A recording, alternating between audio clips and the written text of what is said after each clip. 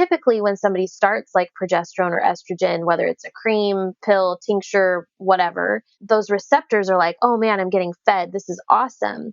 However, if we have not addressed the reasons why, like again, for one woman that could be adrenal, for another woman that could be a gut liver issue, right? If we have not addressed the reasons why the body's not producing those things, then we're going to see very, very temporary results. And typically it's like this crash and burn that happens. Hello, my friend. I'm so glad we're hanging out today. We are talking about menopause. If you've been experiencing vaginal dryness, hot flashes, chills, night sweats, sleep issues, mood changes, weight gain, slowed metabolism, and maybe oodles of more things, and you're just really frustrated. You're not sure if the answer is hormone replacement therapy or supplements or diet or working out or cardio, and you're just absolutely confused. I wanted to have my friend Andrea on the show, who's a registered nurse. She's a functional hormone coach and life coach.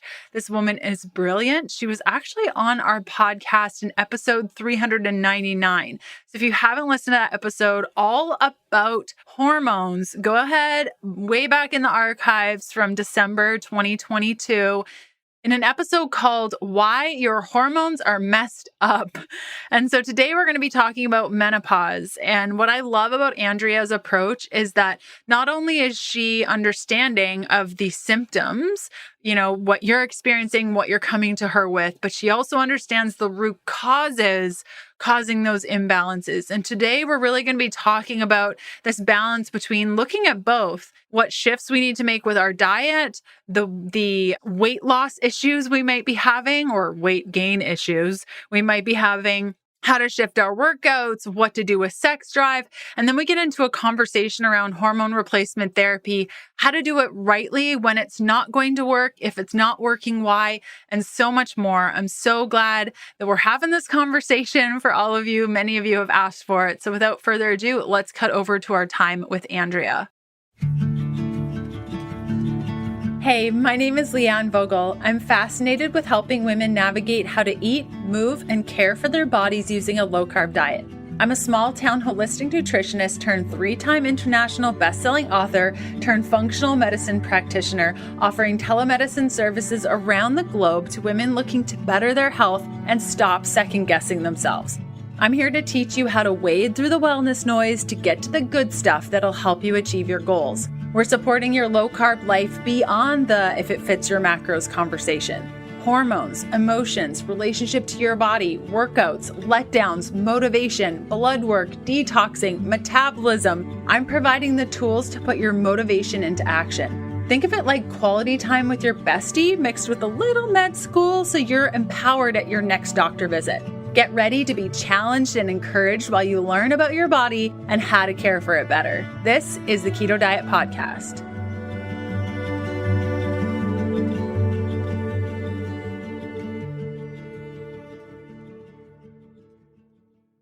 Hey, Andrea, how are you?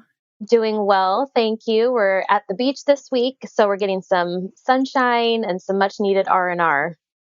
That is awesome. Oh, it's amazing what the sun can do for us of just total relaxation. I know that my body totally feels it if I haven't been in the sun for a while. So I'm glad you're taking that Absolutely. time.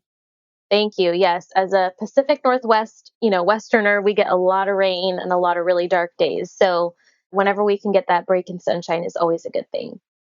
Yes, absolutely. Absolutely. So we had you on the show a couple of months ago in December where we were talking about just like overall hormone health, how to regulate things, how to improve things. And at the end of the show, we kind of touched a little bit on menopause, but we really didn't get deep into it. And I love the way you approach health and wellness. So we chatted about coming back on the show and chatting about all things menopause. So today's episode is dedicated to menopause, what's going on, what to expect, what is quote unquote normal when it ain't normal and we shouldn't be experiencing that. Just because something is common doesn't mean that it should be experienced. Hormone replacement therapy and whether it's the be all end all and so much more. So I'm so excited to dive in. How did you get interested in this hormone menopause realm with your practice? Yeah, it's a really good question. So, really, my passion for working with women and their hormones started from my own horrible hormone mess, dumpster fire, whatever you want to call it, postpartum with my first daughter. And it actually was, as horrible as that experience was, with lots of postpartum anxiety and depression and insomnia. And, I could feel that it was very much like a physiologic issue in my body. It was not a physical, like a mental emotional issue that my doctors kept trying to push me towards, like, hey, you just need medication. I was like, no, like, I'm having heart palpitations, I'm having nausea, I'm having all of these other symptoms that don't like line up, but they were definitely worse before my cycle. Like, I could tell something was different, that 1 to 2 weeks before my period. So didn't get any help with conventional medicine, and then went to a naturopath who really began to put a lot of different pieces of my puzzle together for me. A lot of symptoms like mood swings, depression before my cycle that had never been addressed. And, from the time I was like 12 or 13 years old. And so it really was that experience of walking that journey out, which was I had to change a lot of lifestyle things. I had to change my diet. I had to address food allergies and inflammation. And that really began to just burn this passion in me, for women who were really just falling through the net in the healthcare industry.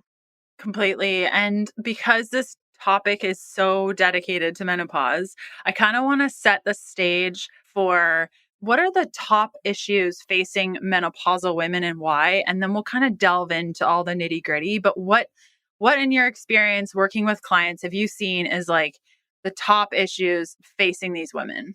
Absolutely. Well, I feel like there's a couple layers to that question, because there's the issues they bring in, right? And then there's the issues that are really much bigger underneath. So we'll kind of start with the issues that they bring in as their priority. Because I think it's important to talk about that as a practitioner, because what we see and hear as the most important thing may actually be different than what their priority is. And we somehow have to find that middle ground of like a starting point. So, biggest issues would be hot flashes, night sweats, insomnia, mental changes. This is a big one. And this is one that often goes missed and undiagnosed by doctors: cognitive and mental and behavioral changes that women experience during menopause. And they're like, oh, I just thought I was getting older and getting more forgetful, but that's actually an indicator of some things that we need to be looking at. Loss of libido, loss of energy, and difficulty losing weight. I would say those are the biggest, most life disrupting symptoms that women come in with.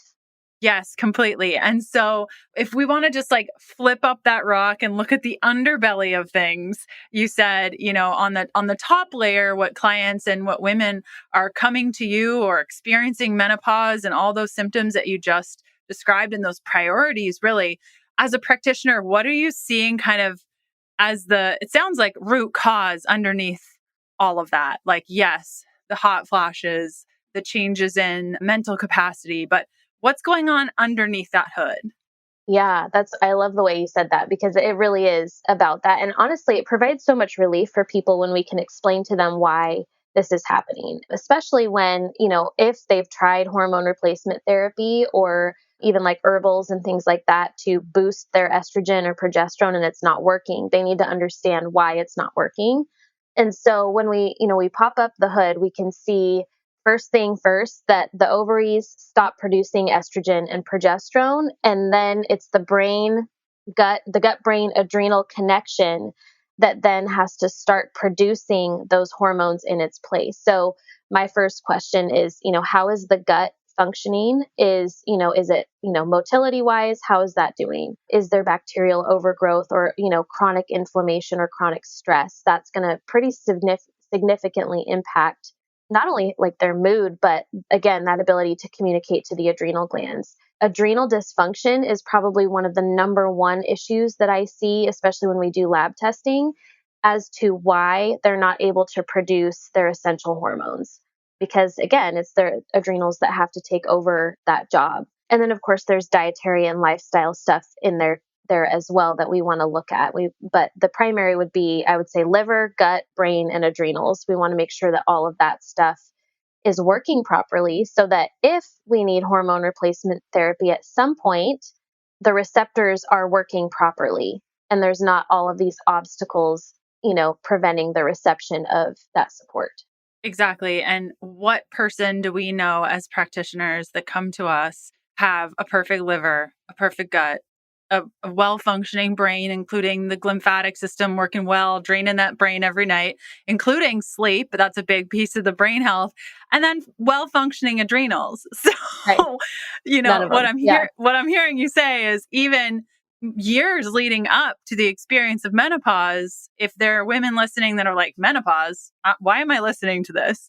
It's really important to understand that preparatory phase kind of in the back of your mind: liver, gut, brain, adrenals. I couldn't agree with you more, Andrea. Those 4 components leading into even overall hormone health at any age, Right. important components. Would you agree? Absolutely. Oh yeah, absolutely. And that's one of the things that I teach in my workshops, because women are, they're like, I'm, a good 10 years away, or I'm a good 5 years away. And I'm like, but really you're not, though, because you're, everything that you do now to support your hormones by managing your stress and dealing with food triggers and inflammation in your body is going to set you up for a much better experience, because a lot of women are relying on their family history, in the sense of like, oh, my mom had really great menopause. Awesome. And that probably will benefit you. But that doesn't mean that there's not work to do, because we live in a completely different environment than your mom had menopause in. So, do you see what I'm saying? And those environmental factors absolutely play a role in that. Completely, completely. And so, really, the rest of this episode, I really want to dedicate to, let's say we weren't set up well and we've experienced menopause, or, we're right on the cusp, we've been like 11 months without a cycle. We're going to experience that moment pretty soon here.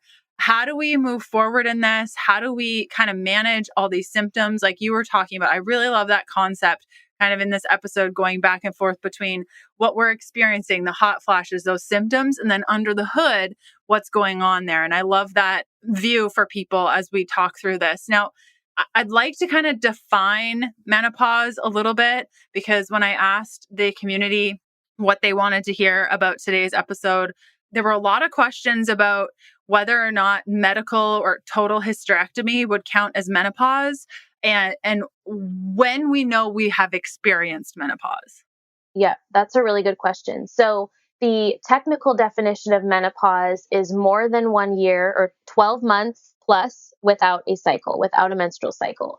Now, this can be a little bit confusing, and I do feel like there's a little bit of a gray area, because I will work with women that are like, I went 13 months and then I had a cycle. I would still probably consider them being in menopause, but just that the cycles haven't like completely shut off yet. Because the thing is, that once menses stops, it can be like a 5 to 10 year process of hormonal change after that.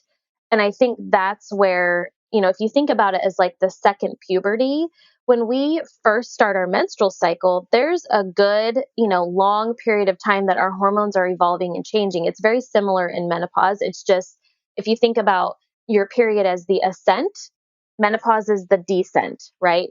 So it's this descent in our hormones changing. So that being said, I would say, 12 months or more without a cycle is pretty definitive what we look at with that. We know that some women have, perimenopause symptoms for quite a bit longer leading up to that. And at the same time, it doesn't mean that you'll experience all of those symptoms once your period stops. You may not have hot flashes, you may not have night sweats, but there are other things that we want to look at, like digestive changes, weight gain, mental cognitive changes that are indicators of health. And then when we're talking about surgical, having a hysterectomy is technically considered surgical menopause. So it is putting your body into menopause by removing the organ. And therefore the organ, or the brain, ovary, or sorry, brain, uterus, ovary, if it was a total hysterectomy, communication, which then does put you into menopause if the ovaries were removed as well.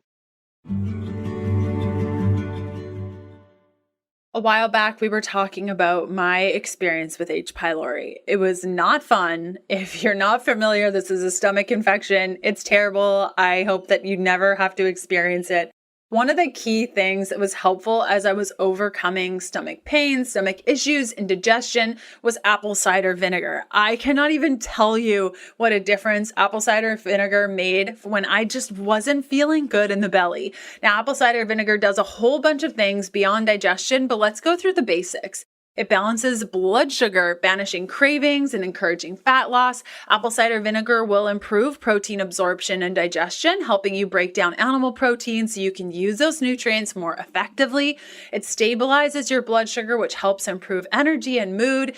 It aids in the healthful aging process. It has been shown to lower morning glucose, fasting glucose, and help stabilize blood sugar by increasing the ability of our muscles to take up sugar from our blood.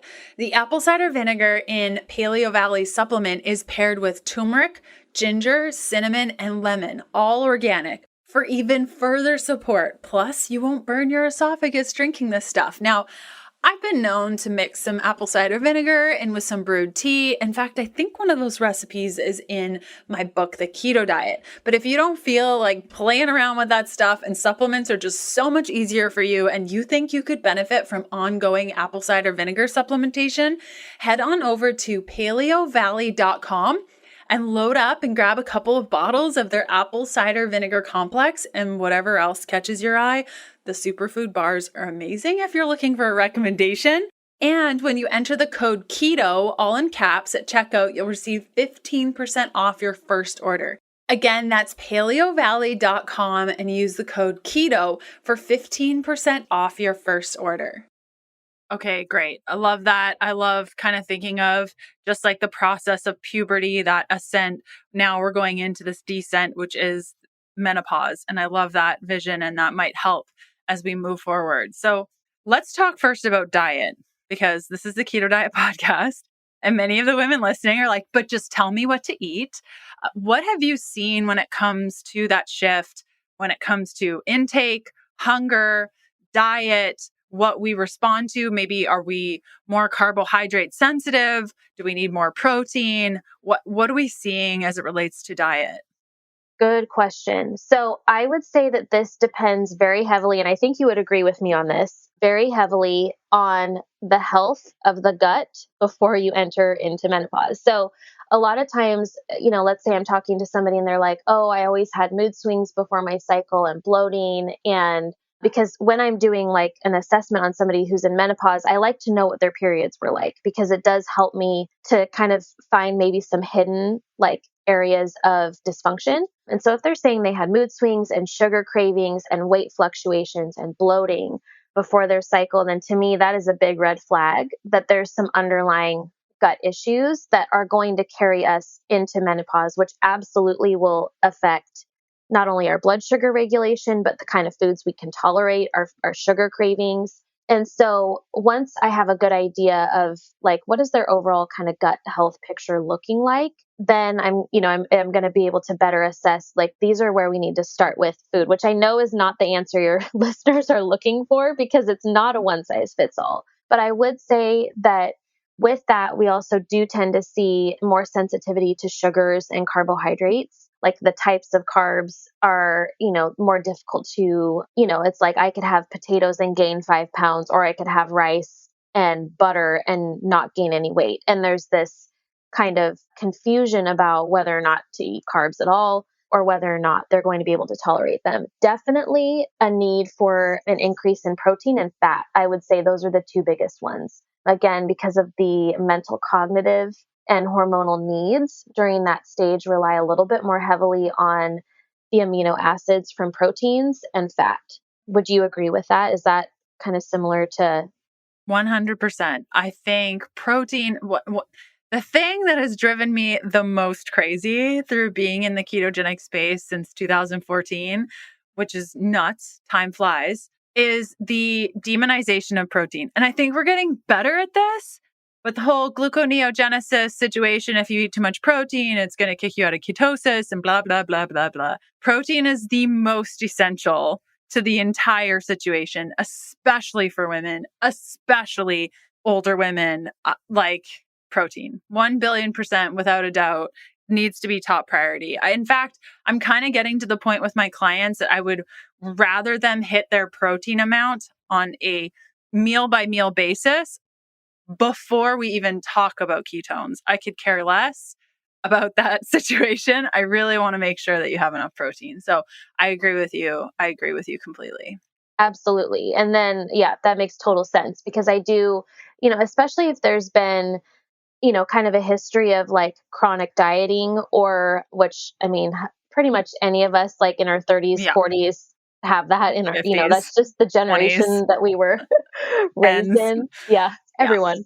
It's a lot harder to I don't want to say get over that mentality, but it's a little trickier to work through the mental mindsets that have come with that and really retrain them how to eat for their body and for the specific obstacles that we're facing. And so sometimes what I'll give kind of some basic guidelines of like, okay, we need to be, aiming for, let's say 20 to 30 grams of protein per meal. If you're splitting that up 3 times a day, we want to get a robust amount variety of proteins. You need to make sure you're getting animal products in there. We need those heme based foods and nutrients. And then we start focusing more on like the, getting your vegetable intake and the cruciferous veggies. And then we peel it back layer by layer, but I definitely don't, land blast them with 21 things they need to change in a day, but we got to build on this. And then once they're trying things and they're really starting to identify, okay, I can have carbs, but when I eat this, this, and this, I feel bloated, I feel foggy.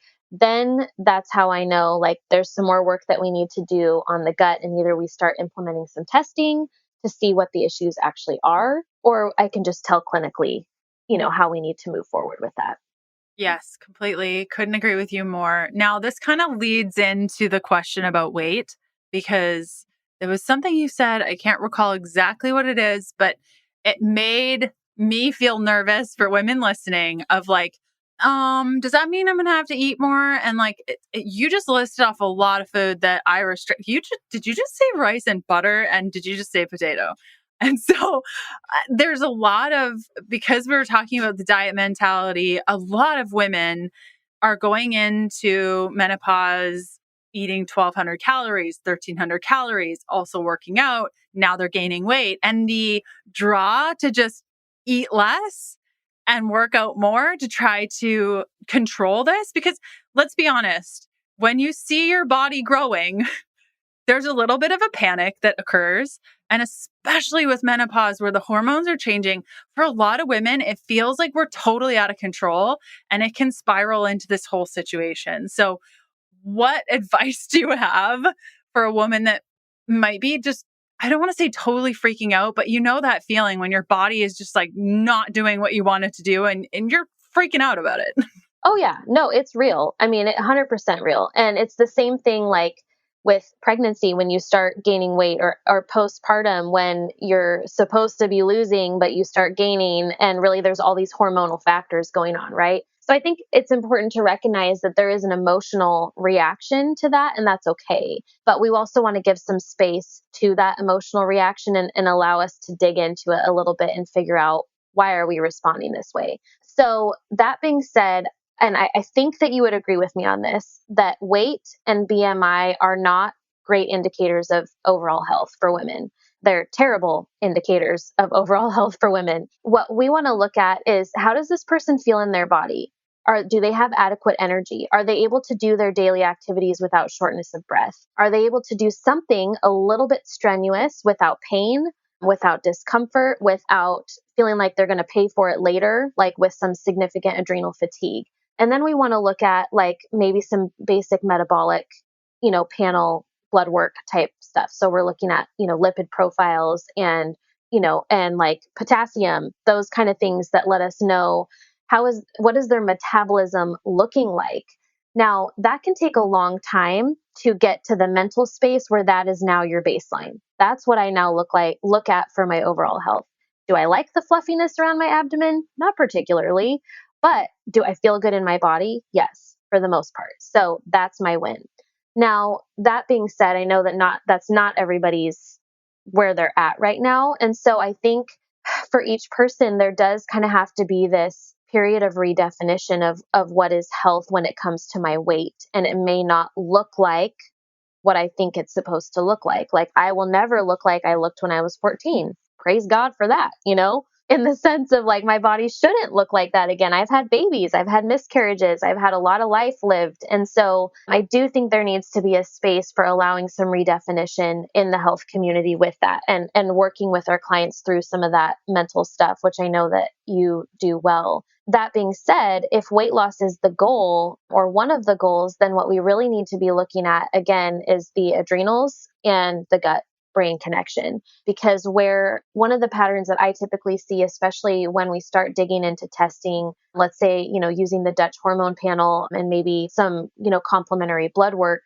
is that cortisol is either really high, like there's an inversion of cortisol, meaning that it's higher in the evening, lower in the morning, or it's completely flatlined. And so there's really nothing for the hormones to draw from. Like there's no, you can't build progesterone, you can't build DHEA, you can't build any of that stuff with the adrenals working dysfunctionally like that. And that, of course, is going to impact, our blood sugar regulation. Absolutely. Anything that impacts your adrenals will impact your blood sugar regulation. And so there just are a couple other layers beneath that should I eat potatoes, can I have rice conversation that are a little bit more complicated. Would you say that's true? Completely, completely. And I think that leads to the next piece from diet. I mentioned it a little bit, just the working out. And you were mentioning adrenals. And can we expect just naturally that the workouts we did in our 30s, early 40s is just going to look different? Muscle definition will look different. Or can we expect, if we were going to the gym and working really hard on that over a decade before menopause, are we still going to see those shifts? And do we need to change our workout program or just how we're caring for our body? Or is now a good time to start doing those things? Or how do we manage workouts through menopause? Absolutely. And yes, really good questions on that, because yes, we should expect that it will change because our bone needs and our muscle needs are very different as we enter menopause. We tend to need things more like weight training, strength training to provide that kind of resistance to our bones and our muscles. But also, one of the things that we're learning, I wouldn't say recent, but like recent in medical terms, which is like, right, the last 10 plus years. 20 years. Yeah, who knows? Maybe 20 years. I haven't looked into it recently, but is the role that muscle definition plays in our endocrine system, and how, muscle movements, strength training, not being super aggressive, but with some moderation. And obviously, if you don't know anything about doing strength training, then find somebody who can help you learn that for sure. But with that, it's that how that strengthens the endocrine system and helps it to function more optimally. So I would definitely say it tends to be much less cardio and a lot more of let's focus on the strength of our body with some cardio mixed in, like, walking to a pace where it's just getting a little bit hard to talk, but you're not breathless. Like that would be a good place for most people to start. And then you'll see your endurance expand from that point. But the aggressive cardio where it's like you're focusing on burning 1,200 calories or 600 calories in a session is not an optimal starting point or even goal for most women in menopause. Completely. And not to mention, when you're doing that hard of cardio, it's going to ramp up your inability to feel satiated with your meals. Yep. And so it creates this like imbalance of just like, I'm Hungry trying all the to get time. exactly, but I'm stuck. Like I need food right now. And that's usually not helpful when really at any age, unless you're an athlete and require that much cardio. I always feel like it's the women in their like 60s or so, and they're the ones that are always hogging the cardio machines. And I'm like, stop, come over here. Let's lift weights together. Like come over here because it's not going to help. Yeah, totally. So I feel you on that for sure. Agree with you. Okay. Sex drive. That's a big piece and can affect relationships and be super frustrating. Is this a normal experience? What can we do about this? Are there ways around this? How do we navigate this change? Absolutely. Really good question. I would say common, but definitely not something that we have to accept as our normal for menopause. And what I mean by that is there are several changes, both anatomical and physiological, that lead to that. So you have the loss of lubrication because estrogen is lowering, right? That can lead to pain during intercourse, which obviously is not an ideal situation. We also have like changes to the structure of the pelvic floor because of those hormone changes that can lead to pain and discomfort. So it is important to look at that as well. But kind of again, if you peel that back one more layer, what we want to be looking at with that is okay, what are the things that influence lubrication? If it's estrogen, then what are some ways we can support estrogen? Well, number one, we're going to be looking at the adrenal gland function. Is it producing DHEA, or, and is it producing estrogen? Because if we just throw, an estrogen based support at you, like an herbal or suppositories or even hormone replacement therapy, but we're not looking at the adrenals, then that's going to impact really how, kind of like I said at the beginning, how your body receives that supplemental support. So we do want to be looking at, if there's overall adrenal dysfunction that's not able to produce estrogen. Typically, when we start supporting the adrenal glands and the gut, we will notice positive improvements with libido. Sometimes, there's other factors in there that we need to look at as well. But generally speaking, we've seen that improve with women, by supporting those different processes, supporting lubrication, getting some pelvic floor care. Pelvic floor physiotherapy is amazing at just identifying if there's anything structural that's changing, if there's any prolapse or, along the spectrum of prolapse that would be leading to discomfort in that area. It's not something that we just have to tolerate by any means. And there absolutely are great resources out there now to help us overcome that. So I would say common, but not normal, and definitely not something that we want to just accept as like the end of our era. Completely. And we're probably going to talk about this as it relates to hormone replacement therapy, testosterone pellets, which are the bane of my existence. In just a moment, we're going to talk about hormone replacement therapy. I have one more question as it relates to just overall symptoms and management of these things as we experience menopause, and that is sleep. Mm. Are you getting any? Because most women aren't when they're experiencing menopause. Usually the thing is I fall asleep fine, but then I'm waking up every 1 to 2 hours, or I wake up at 2:00. I can't fall back asleep. I don't remember what it's like to sleep through the night. What's going on there? Do the adrenals have something to do with it? And how the heck do we get more sleep?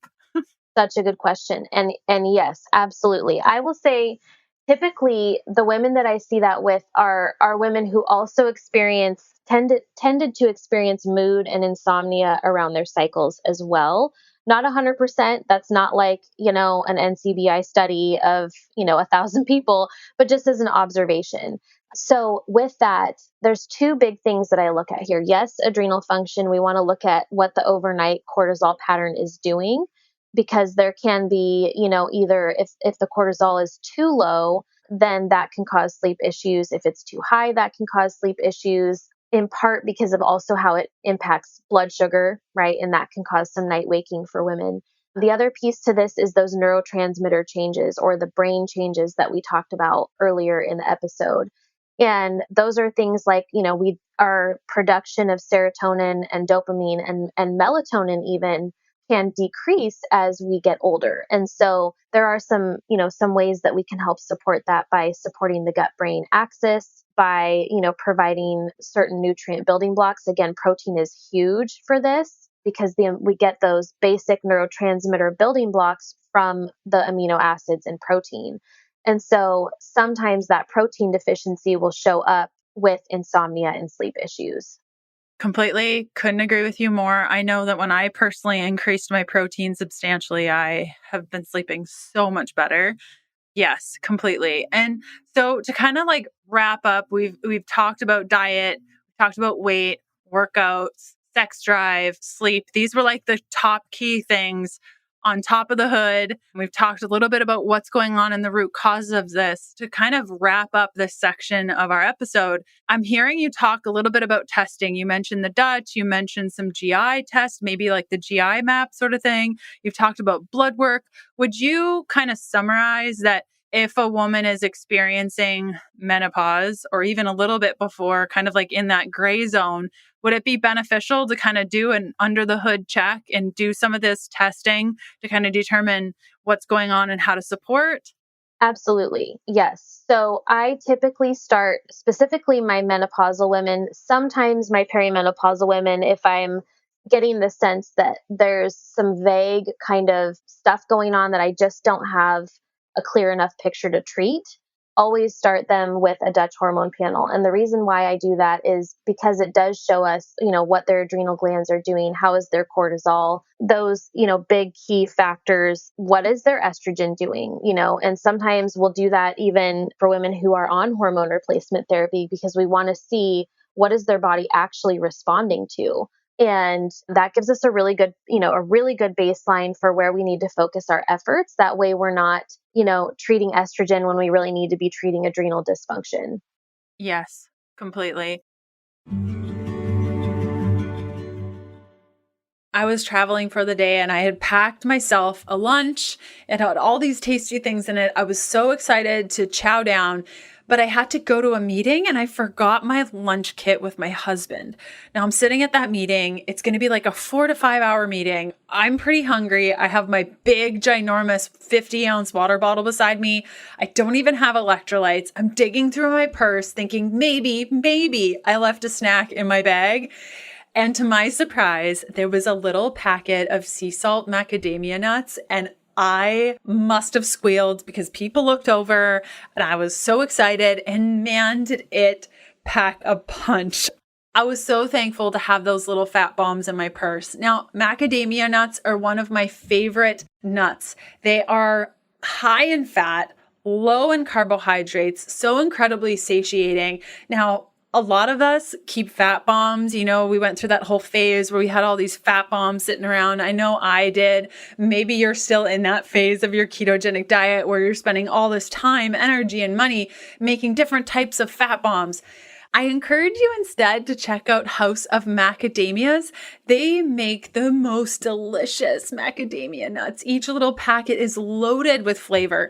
They have onion, sea salt, zesty salsa, chocolate, and white chocolate raspberry dipped, dairy-free flavors of macadamia nuts, and there's no funky ingredients. It's like a great replacement to chips. If you like chips or little snacky things, oh, these packets are incredible. When you go to houseofmacadamias.com/KDP and check out their selection of fat-fueled snacks, their bars are really good too. And if you like what you see, you can use the coupon code KDP20 for 20% off your first purchase.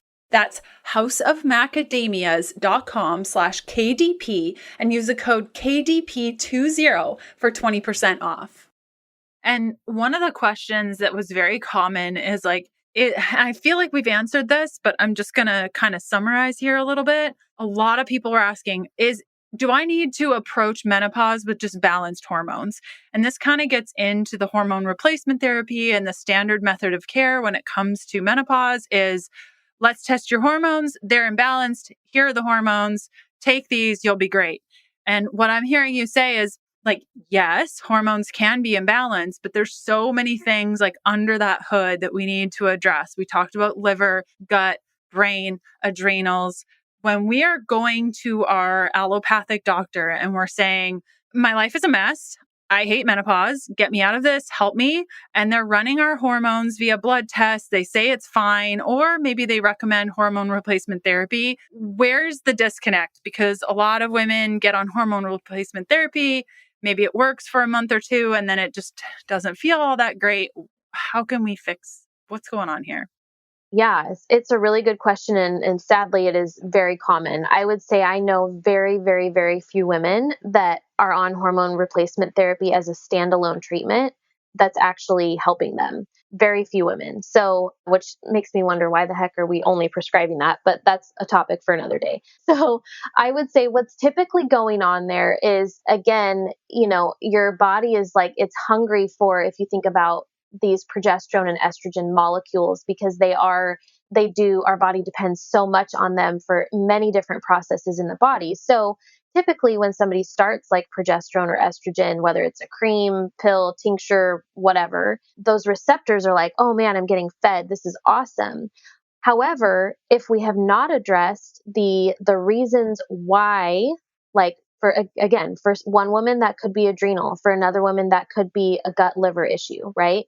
If we have not addressed the reasons why the body's not producing those things, then we're going to see very, very temporary results. And typically it's like this crash and burn that happens where, like, I was feeling great for 2 months and then I am right back to where I was 2 months ago and I feel awful. And so, what we want to do is, there is a place for hormone replacement therapy. I do believe there are some women that benefit from it under certain circumstances, which for me is typically only if we've done, we've addressed the root causes thoroughly. We have supported your adrenal glands. We are, addressing stress factors in your life. We're optimizing your sleep. We're optimizing your nutrition. And there's still a deficit there for whatever reason, then we can begin adding in those supports or working, collaboratively with an allopathic doctor to get those additional supports in place. But typically why that happens is because, again, the root causes have not been appropriately addressed. Yes. And I think the statement, HRT is not a standalone treatment, kind of It is just not. summarizes it Yeah. so well, because a very, very, very, very common, like probably 97%, if I had to choose a number, common of women that I work with who have experienced this. They've gone to their doctor. They've said menopause sucks. Test me. They've determined that testosterone is the reason why they're experiencing everything. And if they just get a pellet, everything will be better. Oh, gosh. And most of the time, these women end up having such high estrogen. Like, I have seen insane levels that I didn't even think was possible because these pellets go into our body. Testosterone will convert into estrogen via aromatase. And if your liver is not on point and your gut microbiome is messed up, there's some sort of dysbiotic pattern that's encouraging glucuronidase from reactivating estrogen. You have this like perfect storm of estrogen excess. And like this, every time I see a pellet, I'm like, No. okay, maybe you will be maybe one of those people that is not affected by this, but I have not seen that yet. Right. Well, and I think when you said that HRT is not a standalone treatment, absolutely, because what is being missed there is that every hormone works in biofeedback to every other cell in the body and every other hormone. So you can't just treat testosterone and expect that only testosterone will be affected. You can't just treat estrogen and expect that only estrogen will be affected. The body just does not work that way. So Yes. that would be kind of the nutshell, I think. That's why I'm like, this doesn't make any sense to me. Somebody explain it in a way that I can understand. But really, it's because it's not right. It's not accurate at all. Well, and I think that goes to the broader conversation, which we don't have like oodles of time to talk about. But if you go to your doctor and you say, I'm having a gut problem, they refer you to a GI doctor, or I'm having a nose problem, they refer you to an up. Yeah, exactly. And so we have these like silos, and there's lack of understanding that the body is a holistic being, and what you do to this is it's sort of like the whack-a-mole game, right? Yes. You hit one and then three pop up and you're like, what the heck? And so I don't want this conversation to end up being poo-pooing on HRT. I am personally on HRT, having had hypothalamic amenorrhea due to an eating disorder for as many years as I did. My adrenals will just never be perfect or even close to perfect. And I have to take DHEA. And so that has been just incredible for me. And along with the other things, that liver, gut, brain, adrenals, parasites, metals, all the different things culminate into this perfect holistic program for me. So I don't want anyone to hear this and be like, they just poo-pooed on HRT. No. No, It's not great. at all. Yeah, it's cool. And it has its place, just like you said. I mean, I had a brain injury from, let's see, 2000, I don't remember, 2010, that went undiagnosed, that was right in that pituitary like area of my brain, that absolutely, like, that's something, and it affected my adrenals, which is part of the reason why they still kind of tend to be on the weaker, lower functioning side. And so there is absolutely a place for understanding, just like you said, that sometimes there are these variables that we, thank God we have HRT for those situations so that we can support the body as part of that puzzle piece. Yes, completely. And so to kind of like wrap up, if you could give some advice to individuals, what are like 5 things, because we talked about a lot of stuff and some of the stuff was like pretty topical and things you can do. And other stuff is like, now you have to hire somebody and do this test and all the things. What are like 5 things that a woman could do like to improve their situation with menopause, like pretty quickly? Like, what are some of the steps they could do and start thinking about as they move forward on this journey? Yeah, I would say number one is to look at this as a journey, and that, there is not a pill that's going to necessarily solve the journey, but if we can accept it as a journey and a process, that can be really helpful. Two, I would say, work on getting a handful of some sort of vegetable on every plate that you have throughout the day. You would be amazed at how much just getting those phytonutrients throughout the day. And if you have to start with way less than that, like a teaspoon, because you're not used to eating that many vegetables, that's okay. Start somewhere, but aim for that. That's going to provide you a lot of, the fiber and the bulk, but also the phytonutrients. Staying hydrated is probably the most underestimated liver supporting tool, without, for lack of a better word. And by hydrated, I'm not just talking about water, I'm talking about minerals, because I know we talked about that last time too. So making sure you're getting hydrated, you're getting, approximately half your body weight in ounces of water. That's a big one. Looking at your sleep patterns. And if sleep is a really big struggle for you, I would still encourage you to look at that 9 to 12 p.m. window and create some sort of relaxation habit during that window, even if you're having sleep problems. So if you're having insomnia, it's really easy to be like, well, I'm just going to stay awake because I'm going to be awake anyway. When really we still need to kind of train our body to get into a state of relaxation that's going to help, kind of mitigate that cortisol, adrenal stuff that is impacting the sleep. I think that was 4. I'm trying to think of a 5th one. Protein. Get protein. Pay it, first step is just start making a list of what you're actually eating and getting a kind of a rough estimate of how much protein you're actually getting with your meals. Because I know for me, I grossly overestimated. I was like, oh yeah, I'm for sure getting, 75 grams, and not even close. Like half.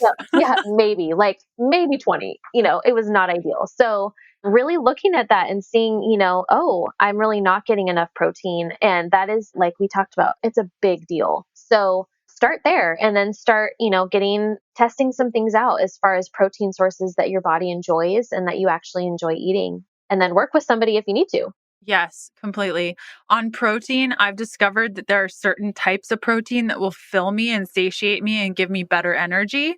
Like a protein powder just fills in the gaps. It doesn't really do much except help me hit my macros. So if you're relying really heavily on protein powder, that could be something. I know that for myself personally, beef, oh man, when I eat that stuff, I am Wonder Woman. It is so great for me. Turkey works better than chicken. Those sorts of things. Like that's what you're talking about, right, Andrea? Is like getting detailed of like, what are the things that light you on fire in a good way? Like how do we rev things up? And those details, I think you'd be surprised at how much you can do with just those little shifts. And I agree with you on hydration. It is very rare to see blood work of a person that's well hydrated. I have one client that drinks a specific type of water, and every time I see her blood work, I'm like, I really need to invest in this water maker because your hydration is the best I've ever seen. That's amazing. Hydration is so key. So I couldn't agree with you more. Andrea, thank you so much for coming on the show today. It is always such a blast to chat with you about things. I just love it so much. Oh, thank you so much for having me. It's always a privilege. And I always learn something from you every time I listen to your show. So thank you so much. Wow. Well, you're welcome anytime. And I will include your show notes and links and all those sorts of places. Where can people find out more from you, get in touch with you? What are the best ways to do that? Yeah, the best way is on my website. It's www.abundantwellnesswithandrea.com, or on Instagram. I've got a ton of stuff on Instagram that I love the engagement there. So that's at Abundant Wellness with Andrea. Amazing. Thanks again for coming on the show. Have a great day, everyone. I hope you really enjoyed our show today. You can get more from Andrea by going on Instagram at Abundant Wellness with Andrea. And then her website is abundantwellnesswithandrea.com. I hope you'll check her out. Give her a follow. She is a wonderful human being. I'm so glad for her to come on the show and share her brilliance. I hope you really got something out of today's episode, and we will see you back here for another episode of the Keto Diet Podcast next week. Okay, bye. Thanks for listening. Join us next Tuesday for another episode of the Keto Diet Podcast. Looking for more resources? Go to healthfulpursuit.com for keto meal plans, weight loss programs, low-carb recipes, and oodles of free resources to get you going. The Keto Diet Podcast, including show notes and links, provides information in respect to healthy living, recipes, nutrition, and diet, and is intended for informational purposes only. The information provided is not a substitute for medical advice, diagnosis, or treatment, nor is it to be construed as such. We cannot guarantee that the information provided on the Keto Diet Podcast reflects the most up-to-date medical research. Information is provided without any representation or warranties of any kind. Please consult a qualified health provider with any questions you may have regarding your health and nutrition program.